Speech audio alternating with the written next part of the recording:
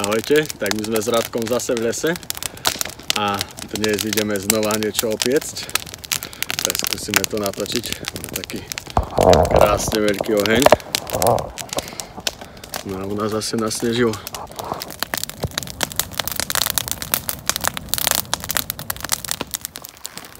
No dnes si usmažíme klobásu, kebabové mäso, ktoré sme kúpili. Do toho dáme syr, kukuricu, šampiňony a cibuľu s cesnakom. Bude dneska pochutina zase, tak ako naposledy, keď sme varili guľáš. Oheň máme fakt obrovský, dá sa povedať. Dali sme tam veľa dreva. Tam, ako sa robia uhlíky, tam to dáme všetko smažiť. No a takto nám tu sneží. Teraz som akorát dokrájal cibuľu, ktorú dáme spoločne s klobásou aj kebabovým mäsom do aobavu. To dáme zapiecť. Dáme potom, vlastne keď to bude hotové, tak to posypeme syrom. A medzi tým ešte na ohni osmažíme tieto šampióny s kukuricou. A na záver si tam nakvapkáme čili od Čípožláci. Bude to šmakocina. Kukurica sa už smaží. Takto improvizovanou varechou takto miešam. Nech sa to nepripáli. Na Radko ide akurát do aobavu chystať ostatné veci. Ešte čo zvykneme robiť je dať takto cesnak. Dá sa to až do ohňa, do uhlíkov. A sa potom tak pekne smaží, upečie a je veľmi chutný.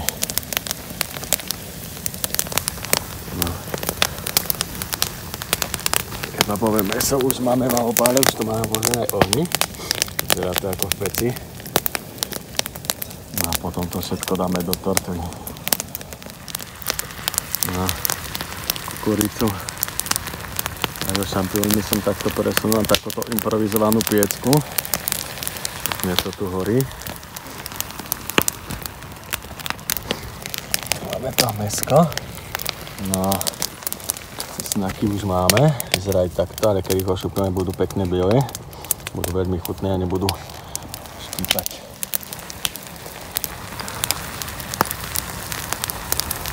Nádhera. Spomínaný cesnak vyzerá takto. Je to pochutina. No a teraz sme z ohňa vyťahli kebabové mäso. Aj tú kukuricu a ideme to otvoriť. Dáme do tortily. A ešte to trošku zapečieme. No a pozrite sa na to. Pekne sa z toho parí, čo je to ešte teplé. Takto Radko na uhlíkmi alebo nad ohňom ešte trošku popeká tortilu. No a dáme tamto mäsko. To je riadne chutné. A ešte do toho dáme ten syr a bude to peckové. A čili. No a tak toto vyzerá. Dal som si tam čili. To parádne cítiť. Ešte si tam dám trošku cesnaku.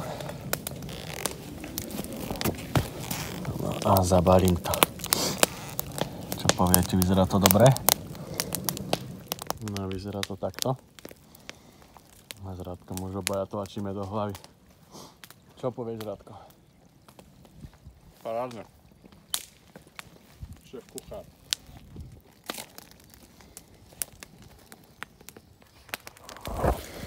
No s Radkom sme už dopiekali a kráčame teraz cez les a ideme do prameňa nabrať vodu.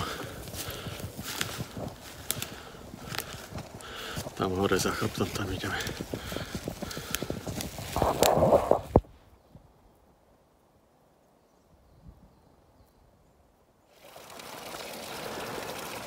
Naše krásne jazierko, kde sa chodíme otužovať.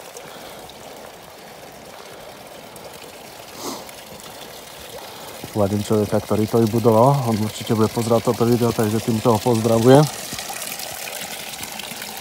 No a tuto hore. Tam tečie vodička. No a z nej si naberieme.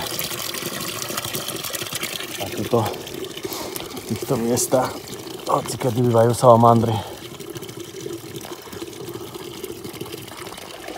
No takto zvyknem naberať vodu do takejto 8 litrovej nádoby a doma máme demižon, kde to následne prelejem.